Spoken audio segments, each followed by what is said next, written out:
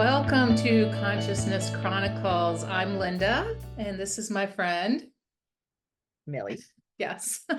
I almost forgot my name. Yeah. Um, the intention of this podcast is to bridge the gap between the spiritual novice and the conscious veteran. Wherever you are in your journey as a human, we are here to embrace and learn from all that this beautiful life has to offer.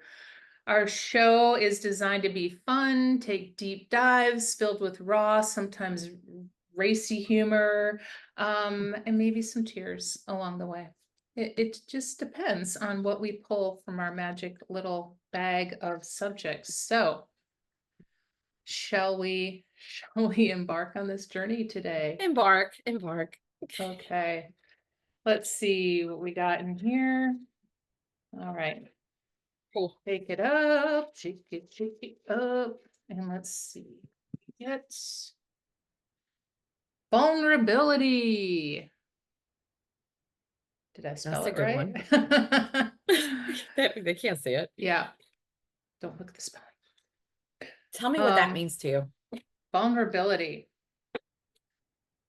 To me, authenticity and vulnerability kind of go hand in hand. Because if you are living your life as your authentic self, you're not afraid to step into your vulnerability. You're not worried about um, putting on airs. You're just kind of raw and out there. What does it mean to you? Vulnerability is my unfiltered truth without any hiding. It's basically putting it all out there. Now, there are levels of vulnerability. Let's be clear, because my vulnerability with you and with very close friends is going to be very different than the vulnerability on social media or with strangers. I am pretty raw and open and unfiltered. But my new partner, I tell him at the very beginning of meeting, I said, I would really appreciate if you don't follow me on social media. He was like, what? I go, I would really appreciate it if you don't read my stuff, watch my reels. And I know that there was an eyebrow raised, like, why? And I said, the person you are getting is a whole level of vulnerability. It's the truth, and he goes like, into me, you see, which is intimacy. And I go, exactly. So I think that depending on who we are exchanging energy with, our vulnerability is going to be very different. My vulnerability is going to be very different writing a book or writing a post or speaking to a stranger than it is going to be with you, because I trust you with everything. So with our friends or our family, it's going to be quite different. I think we have different levels of vulnerability. That doesn't mean that we're not open and raw, but I feel that we're going to hold back a little bit. We're not going to sit there and give the person every detail of our lives like we do the people closest to us. Yeah, that's very interesting because I immediately go to the thought of, there's certain people in my life that I will share this section of me with, and other people I will share this section of me with, and then others where I share all of this with. And it's almost like, why do we do that to ourselves?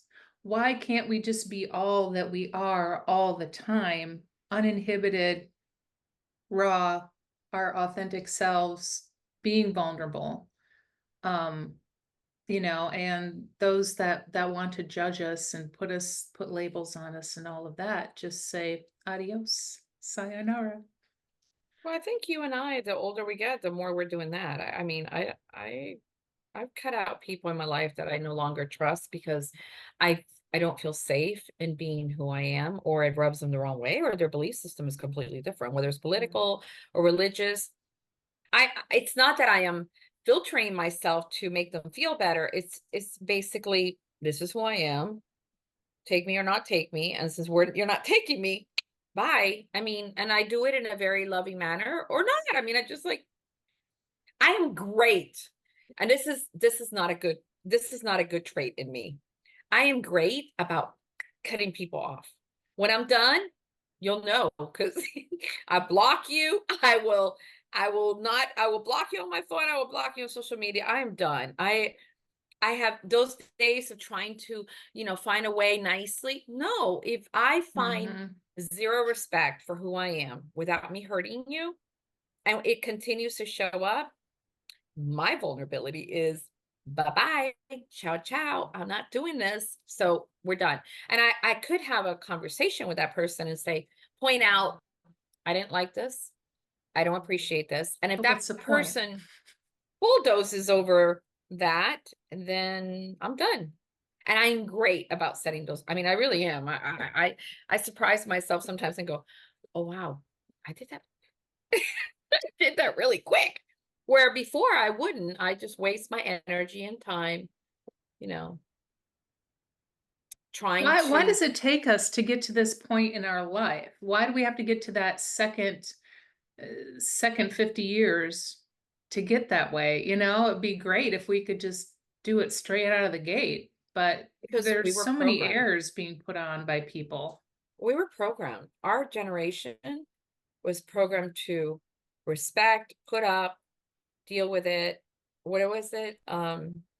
Shut up and what is that saying? The American saying, suck Put it up, up, buttercup, or oh shut yeah, up and take it, whatever. yeah, put up or That shut up. was yeah, put up and shut up. I feel that that's the problem that is now you see in other generations behind us that they're not doing it like that. They're like, no, they know how to set boundaries. At 56, I've learned now to set boundaries to honor my soul.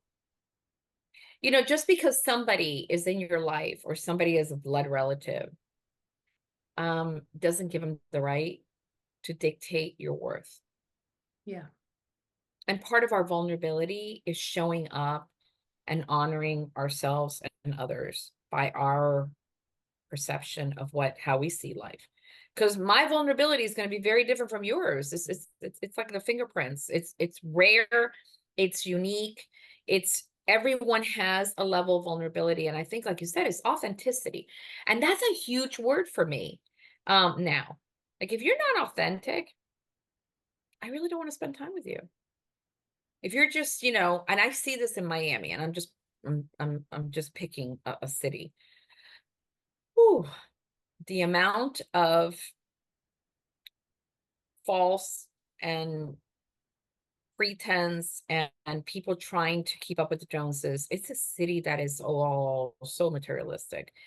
And I know that there are levels under there of people growing spiritually, but as a whole, Miami, and I live on the outskirts of Miami, it's, I mean, there's nothing wrong with materialism, but it's like they're missing something in here. Like you talk to these people and it just feels so 3D and in the old days I could relate. Now I'm like, yeah, there's no meat there for me to grab onto. So Yeah, I it's just move it's on. almost like those possessions become a distraction for not wanting to look at yourself Hmm. fully or Hmm. examine yourself or deal with issues. It's like, you hear the term, I don't know if it's still being thrown around, shopping therapy. It's like, Hmm. yeah, what are we avoiding with all You know of what I that? shop? What that's my go. I don't have the money, but what I do is that I put everything in a cart. I spend hours on Amazon putting things in the cart and in Temu. And then the next day I remove them all. But I've just window shopped. That's my go-to. Like Oh, I know when I'm really like trying to avoid life, when I start looking at things on Amazon and putting them in the cart or on Temu and putting them in the cart. And the next day I'm like, I'm deleting all this crap just in case somebody pushes a button. And but that's my at least I know that I can't buy them, but it doesn't I just put it in the cart. I spent hours putting it in the cart to then spend 2 seconds deleting it all. And I'm like, well, that was fun last night when I couldn't sleep. There's a oh, vulnerability. There's yeah, vulnerability. yeah. I have to tell you the story about vulnerability that just recently happened. And I this morning it was This morning it came back to me.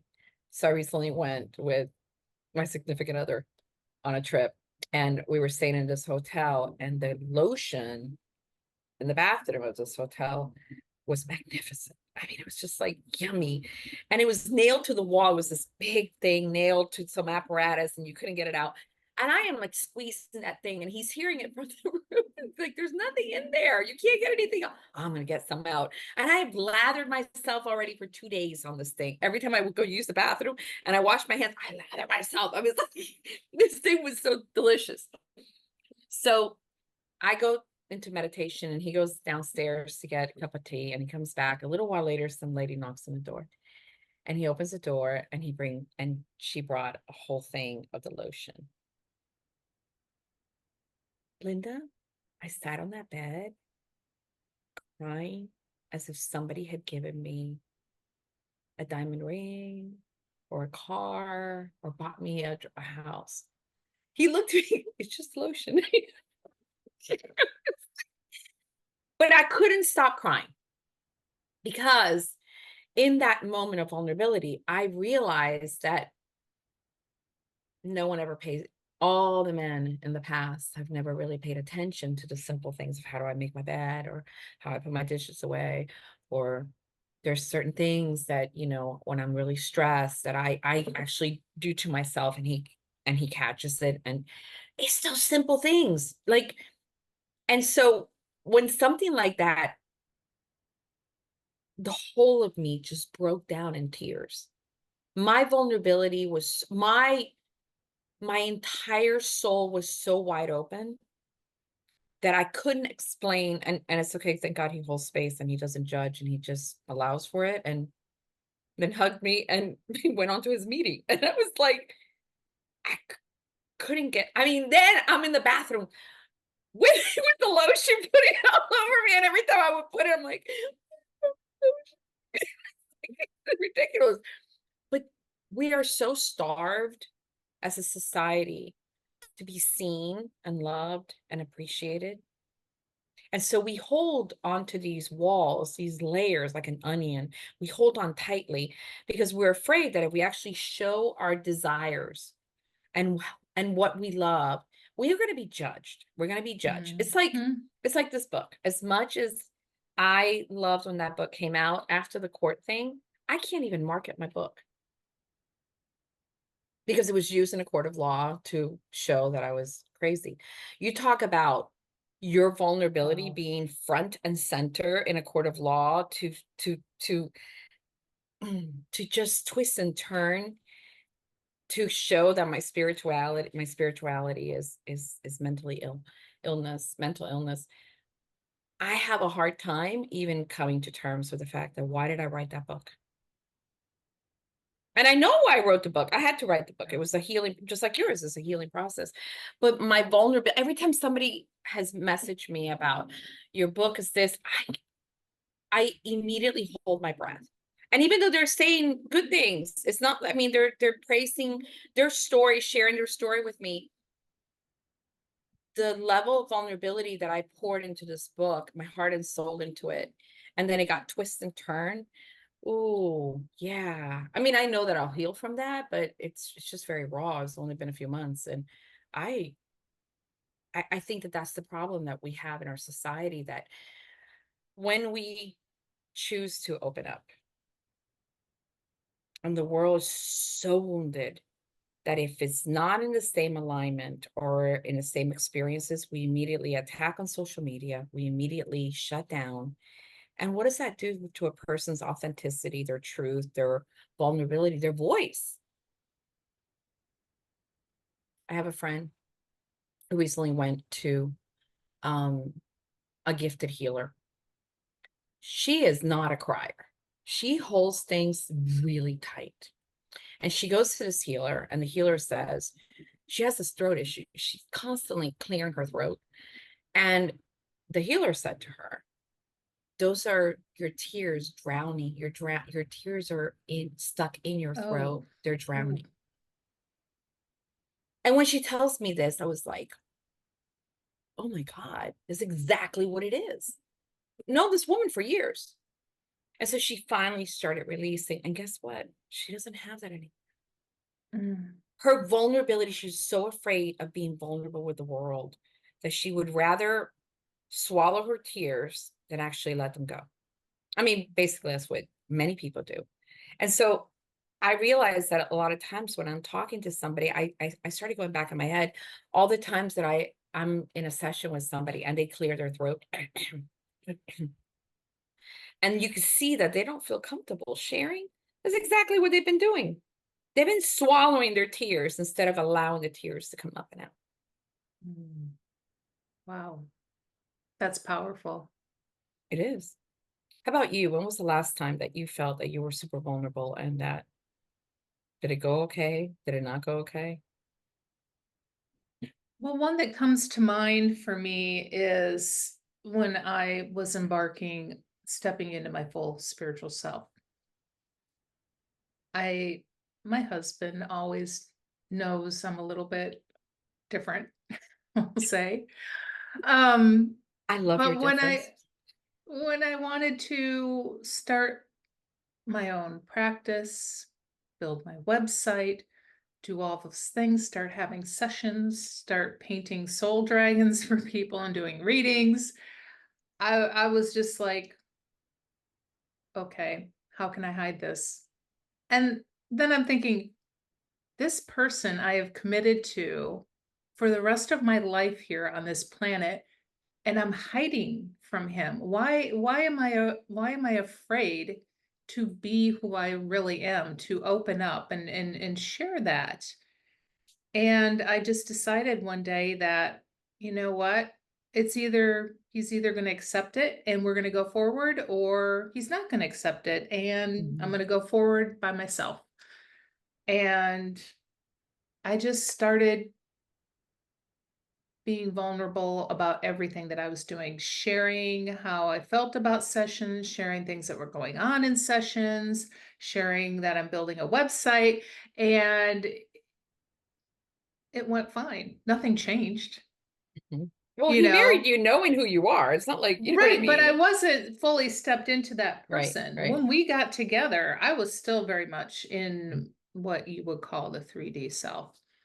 Um, it took my cancer journey to really shake me out of Mhm. that. So that's when the transition started happening.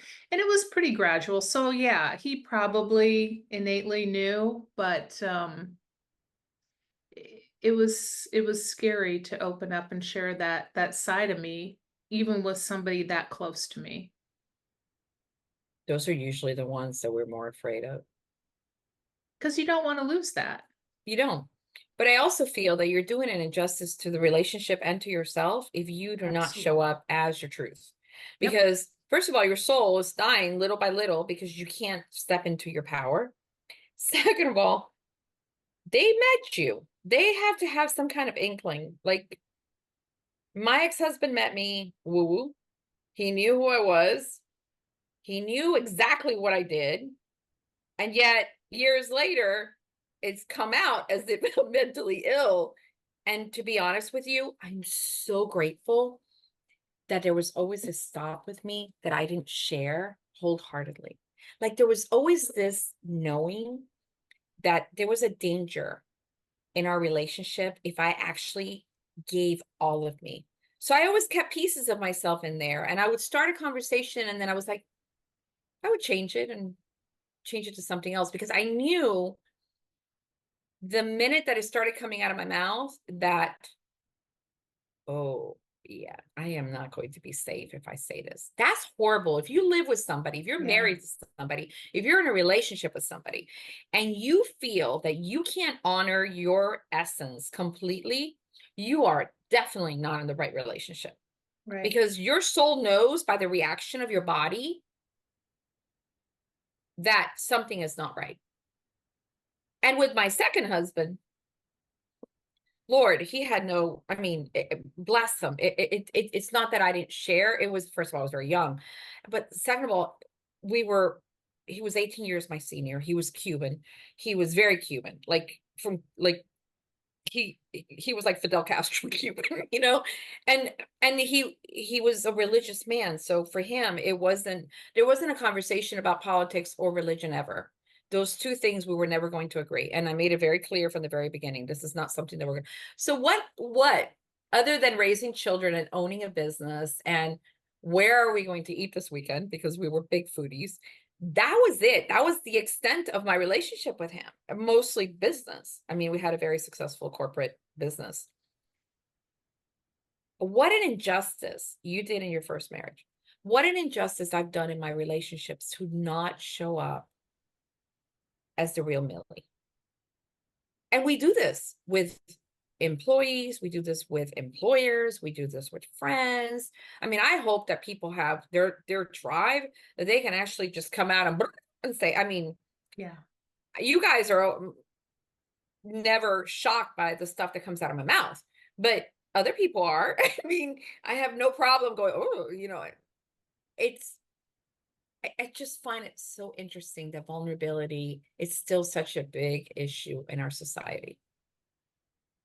If even after Yeah. Brene Brown writing all the books and doing all her research and talking about it, you know, everywhere, it the fact that somebody had to do a study about authenticity and vulnerability in order for us to even have a conversation in our society 10 years ago is pretty sad.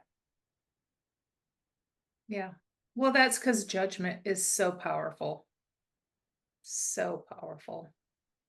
I mean, I see a lot of it in the spiritual community, Mhm. you know. So if you're putting yourself out there, you're kind of tiptoeing through all that judgment, thinking, how far can I go? How vulnerable can I be? And yeah, it's we need to somehow foster that more, allow people to be vulnerable and authentic and embrace that and not condemn Mhm. that. Mhm. Well, and not immediately attack them because they're on a different level than we are. Somebody might Yeah, like yeah, somebody might like spaghetti. I might not like spaghetti. But am I going to make a big deal because I don't like spaghetti and they love spaghetti in every form? And why do I need to write an entire comment about how you shouldn't like spaghetti? I'm just giving a stupid yeah, example, yeah, but yeah, yeah. it happens with everything. I mean, it's like you know, sometimes I go on these reels and I'm thinking, oh my God, this was exceptional. And I start scrolling through the comments, and a high vibrational, uplifting, incredible message has just been shredded to pieces by somebody who then somebody else shreds even more. And I'm like, it defeats the whole purpose of you being on this person's page. Yeah, yeah. We didn't have social media growing up, so we didn't have that, you know, we didn't have that. I wish social media would implode on itself. It's just, it seems so futile to just be Yeah, out there and be vulnerable and be yeah. authentic because either a bot or some person that just loves to argue is going to get in the comments and dirty it all up, wipe their muddy feet all over it. I know, but that's one person out of 100 that are probably taking that message and really living it up and thinking, oh my God, this is how I feel. So if we stop Yeah, ourselves from showing up and trying to lift the world just because two assholes or whatever decide that this is not for me, get off my page. Simple as that. yeah, So delete. I go walking yesterday evening, right? I tried yesterday 3 times to get to the ocean, but the first time I got to the parking lot and a monsoon, there was like rain and it was just horrible. The winds. Okay, back home under the rain. About 3 hours later, I make it out of my driveway and it starts to pour. I'm like, go back in. And I said, okay, I'm gonna go later this evening. So I make it to the beach by 7:15 and I'm walking and I am like I'm the only person on the beach at this point.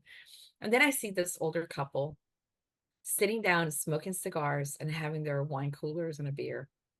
And they're laughing. I could see them, I could hear their laughter from a distance. And they're laughing. And I'm like, Sorry, I don't know if you hear that. Somebody's trying to call me. They're laughing, and I stop in front of them, and I said, I have to join in. My name is Millie. I need to join in this party. Can I take a picture of you? Take a picture of them, share it on Facebook. And I said, are you guys on Facebook? Because no, we don't do social media. I started talking to them. They met a year and a half ago. Okay. So it's never too late to meet that person you're supposed to meet. You might have had a bad streak of luck getting there, but these people found themselves a year and a half and now are living right down, like right on the beach. And she is pure joy. And I could see their authenticity and their vulnerability just playing and dancing together. Even as I was walking away, I kept turning around to look at them because the further I went, the more I could actually hear. And I had my earbuds on and I could actually hear them still laughing. But she said to me that it took her long enough to get to where she needed to be and that she found him then. And she was vulnerable with me, a total stranger. And I thought, and he was just as like committed in giving the most beautiful compliments. And the way he looked at her was like she hung the moon.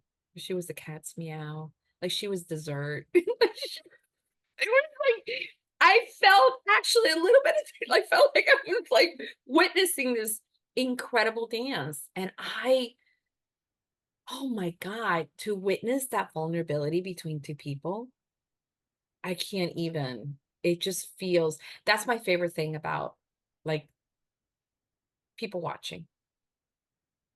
That when people are not don't know that they're being watched, you see their dance of vulnerability as partners or as a mother with her child, or you see the best and the worst of people.